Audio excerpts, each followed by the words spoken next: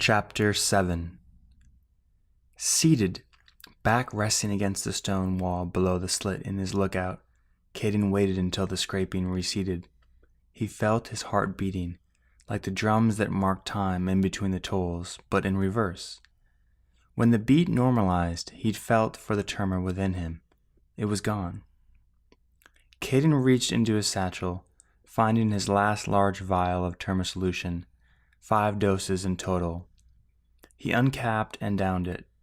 He moved 3 parts of Terma into his head. He used one to light Heighten, which had worn off. The other 2 he coaxed to the back of his head, just above the region where he lit Retain. Using 2 doses, he lit Reflect. He proceeded to review the details of the meeting he had retained with the Growing Room 1 worker. He saw nothing important he hadn't remembered.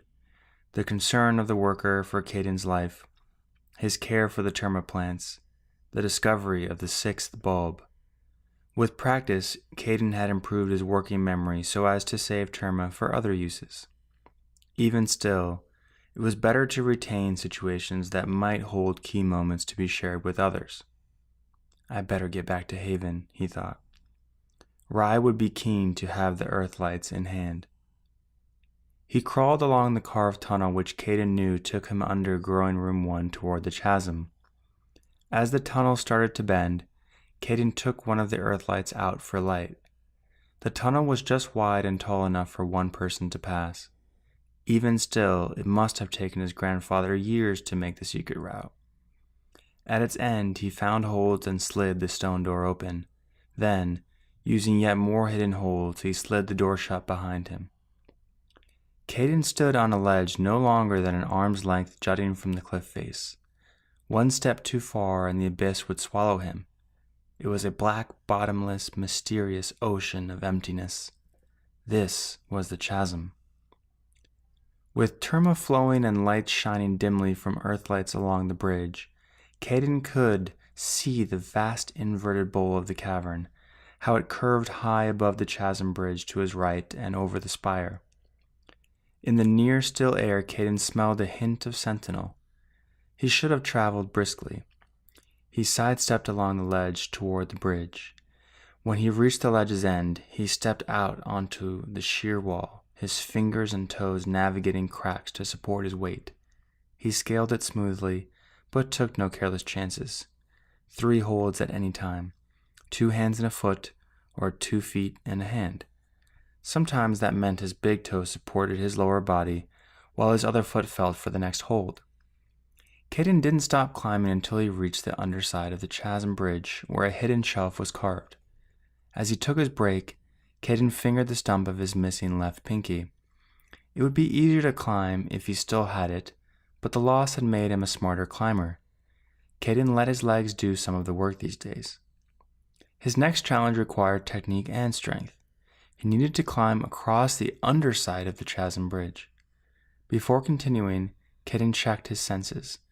The only sound was his own breathing. The smell of sentinel touched his nostrils, but only faintly. Focused back on the bridge directly above him, he reviewed his route. Caden closed his eyes and lit Reflect. He sent the Terma to the back of his head. Caden saw himself clinging to the underside of the chasm bridge. His movements were deliberate, controlled. He moved one leg, then a hand, then a leg, then a hand. An obsidian anchor marked the halfway point where the bridge slanted slightly down in the other direction. Now the hard part. He cupped the anchor with his 5-fingered right hand, then pushed with his legs, swinging them like a pendulum above the abyss as he twisted, catching 3 holds at the same time with his left hand and both feet. Then he descended the opposite side of the bridge.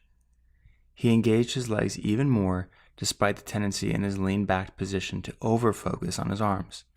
Soon he reached the shelf on the western side of the chasm. Caden opened his eyes to end the Reflect. He was glad to have retained the route. Because of the way his body angled, the holds were blind. If he didn't know exactly where to reach, trial and error might sap his strength too quickly. Here goes nothing, he thought. For a moment he saw Belle's calmly smiling face, her brown hair, felt her fingertips on his stubbled beard. He hadn't given her much attention lately, but he wanted to get back and see her again. Before the halfway point, Caden looked over his head at the bridge which slanted downward. He seemed to rise, of course, given that he was viewing it upside down, but he noted the first few holds remained congruent with their reflection. He closed his eyes again, visualizing the memory. Visualizing was quite different from actually reflecting, since reflecting pulled one out of the moment to view a retained memory. But, usefully, visualizing required no term-up.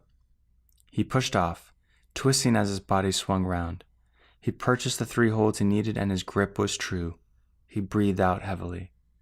The most difficult part was behind him. He'd be back to Haven soon. He rested on the ledge and took in his surroundings. Now the spire rose to his left, while the growing room entrances were square black holes across the chasm on the eastern side. Caden smelled Sentinel again and soon discovered why. Yellow eyes poked out of the square black hole of growing room 1. If Caden hadn't used Heighten, he probably wouldn't have noticed them all the way across the chasm and up the stairs. A shiver went through him. He didn't know how good the Sentinel's vision was, or if he had been seen. Caden didn't mind the novelty of near misses with Sentinels. Life in the city was mostly a monotonous grind, but he could only smile at the memory if he survived. Not knowing for sure if he'd been seen, Caden nevertheless took the wall leading down the chasm's western face more aggressively.